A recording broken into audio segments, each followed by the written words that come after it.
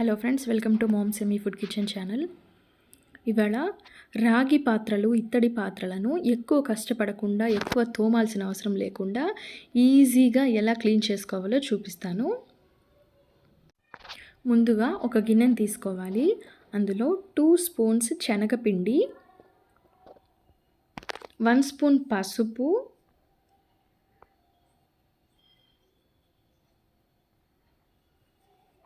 Next 2 spoons salt, సగం చెక్క నిమ్మరసం,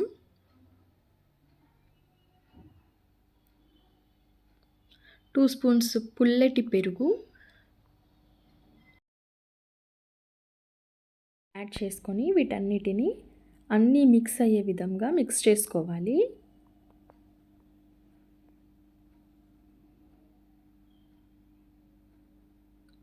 ఇప్పుడు ఒక రాగి పాత్రను తీసుకోవాలి. ఇప్పుడు నేను మీకు ఒక రాగి చెంబును చూపిస్తాను. ఇది చాలా మంత్స్ నుంచి క్లీన్ చేయలేదు. ఇప్పుడు దీనిని ఏ విధంగా క్లీన్ చేస్తానో చూడండి. మిక్స్ చేసి పెట్టుకున్న పేస్ట్ని ఒక లేయర్ లాగా వన్ సైడ్ అప్లై చేశాను. దీనిని ఒక 2 సెకండ్స్ అలాగే ఉంచేసేయాలి అప్లై చేసి.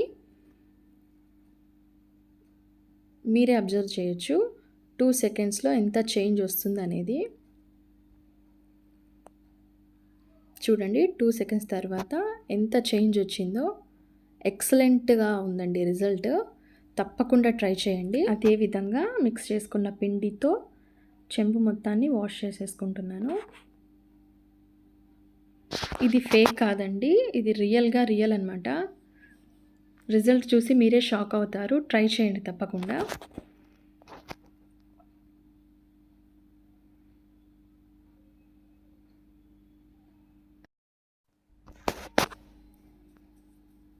నెక్స్ట్ దీనిని వాష్ చేసేసుకుందాం.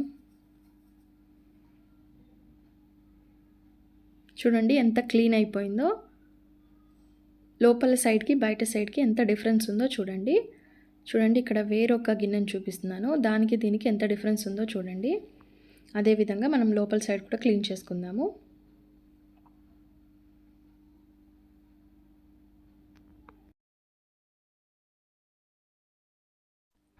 నెక్స్ట్ ఇదే విధంగా ఇత్తడి గిన్నెలు కూడా వాష్ చేసుకోవచ్చు. అదే పిండిని ఇత్తడి గిన్నెలతో కూడా క్లీన్ చేసి చూపిస్తున్నాను చూడండి. చాలా అంటే చాలా డిఫరెన్స్ వస్తుందండి. ఎక్కువ కష్టపడకుండా ఈజీగా క్లీన్ అయిపోతున్నవి.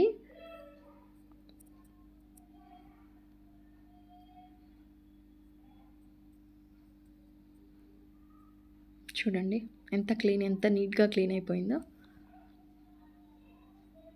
నెక్స్ట్ వీటిని ఒక టిష్యూ కానీ ఒక క్లాత్ కానీ యూస్ చేసి వీటిని వాటర్ లేకుండా మొత్తం అంతా తుడిచేసుకొని ఎండబెట్టేసుకుంటే చాలా కాలం పాటు నల్లగా అయిపోకుండా ఉంటాయన్నమాట. చూసారు కదా. మీకు కనుక నా టిప్ నచ్చినట్లయితే నా ఛానల్ని తప్పకుండా సబ్స్క్రైబ్ చేయండి అండ్ లైక్ చేయండి, షేర్ చేయండి.